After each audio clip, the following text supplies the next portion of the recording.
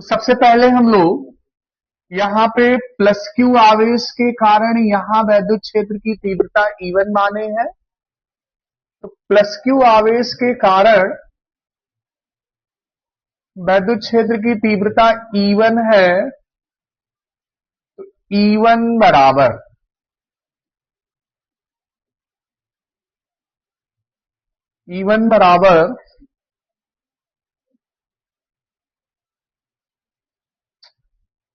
है भाई, E1 बराबर बताइए आप लोग 1/4 पाई एप्सिलॉन नॉट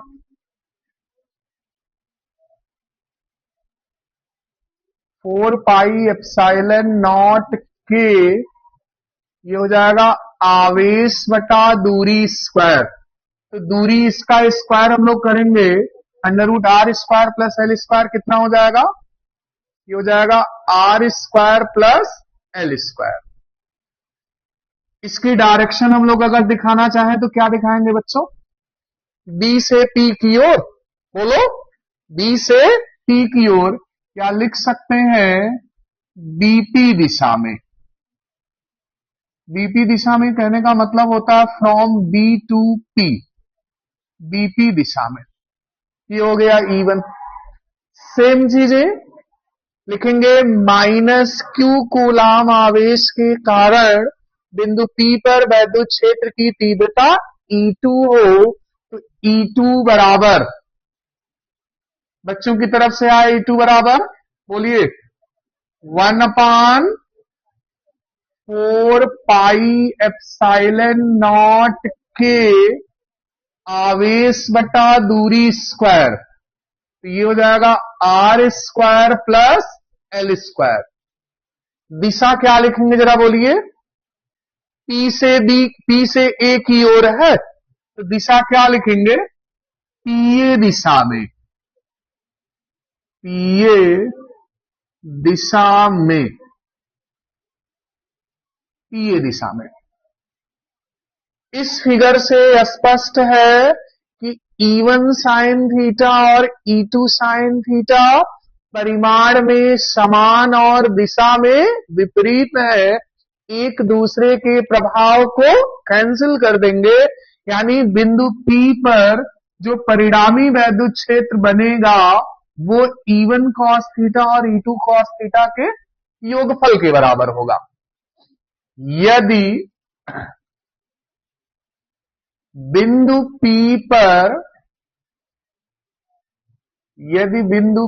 पर परिणामी वैद्युत क्षेत्र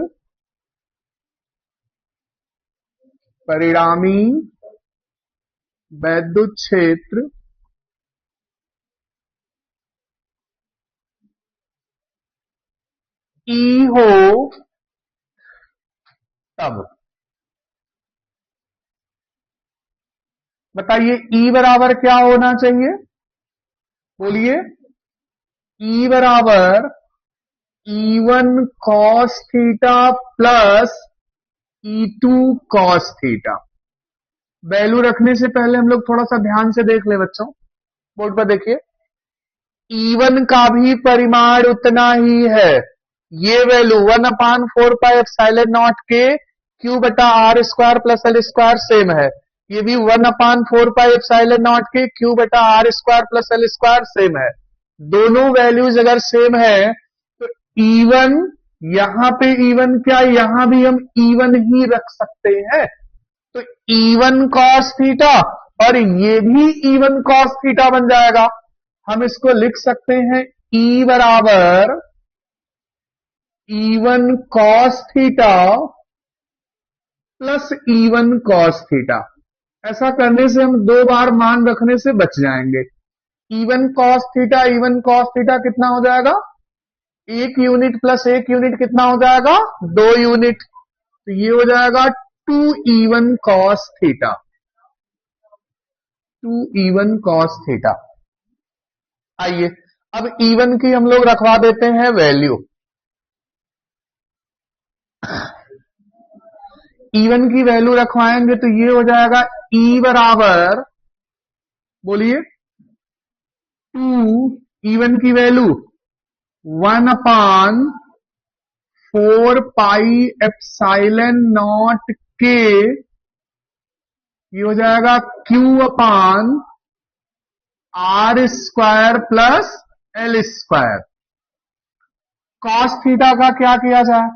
कॉस थीटा की वैल्यू हम लोग डायग्राम से देखें। अगर इस डायग्राम से हम कॉस थीटा की वैल्यू देखेंगे, we know that cos theta बराबर होता है आधार बटा कर्ण। कॉस थीटा बराबर होता है आधार बटा कर्ण, चाहे इस त्रिभुज में चाहे इस त्रिभुज में कॉस थीटा लगा दीजिए। अगर हम इस त्रिभुज में चलते हैं तो क्या ये आधार हो जाएगा, ये आधार और ये कर्ण, तो ये हो जाएगा आर नहीं होगा। कॉस थीटा बराबर L बटा, बोलिए, √R² प्लस L²। तो कॉस थीटा की वैल्यू ये कॉस थीटा की वैल्यू वहां पे ले जाके हम रखवा देते हैं।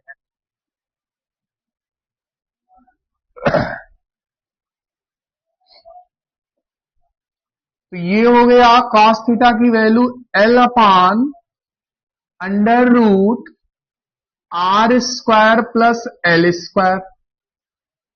ये हो गया E बराबर 1/4 पाई एप्सिलॉन नॉट के 2QL को एक साथ लिखते हैं 2QL डिवाइड बाय, क्या हम इसको x समझ सकते हैं और इसको √x?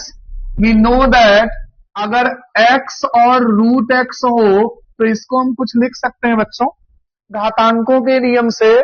इस पर घात 1 है और इस पर घात 1/2 है, आधार आधार समान हो, बीच में गुणे का चिन्ह हो, तो घातों को हम जोड़ लेते हैं। तो x √x को कितना लिख सकते हैं, x के पावर 3/2, x के पावर 3/2। तो यहां पर इसको हम x ट्रीट कर रहे हैं और इसको √x ट्रीट कर रहे हैं, तो ये हो जाएगा R² plus L² whole power 3/2। क्या द्विध्रुव की लंबाई बहुत छोटी होती है?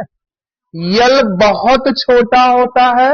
अगर L बहुत छोटा है तो L², पिछले हेडिंग की तरह L² और भी छोटा होगा।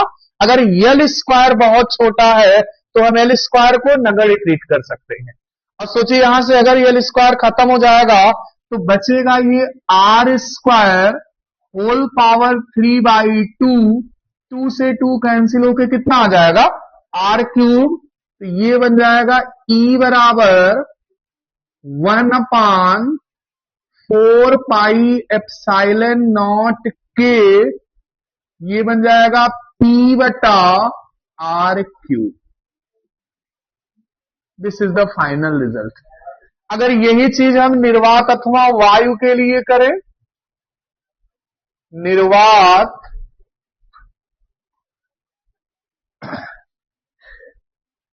या वायु के लिए, निर्वात अथवा वायु के लिए कैपिटल K की वैल्यू 1 हो जाएगी, तब E बराबर क्या हो जाएगा बच्चों, 1/4 पाई एप्सिलॉन नॉट के,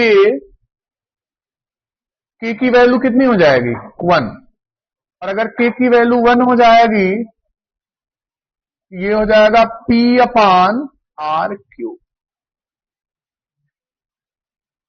तो अगर वैद्युत द्विध्रुव कहीं पे है, किसी वैद्युत द्विध्रुव की निरक्षीय स्थिति पर हम वैद्युत क्षेत्र की तीव्रता की गणना कर रहे हैं, तो हम इन रिजल्टों का यूज कर सकते हैं। किसी भी माध्यम के लिए 1/4 पाई एप्सिलॉन नॉट के P/R³, मुख्य रूप से निर्वात अथवा वायु के लिए 1/4 पाई एप्सिलॉन नॉट P/R³। हम इस रिजल्ट का यूज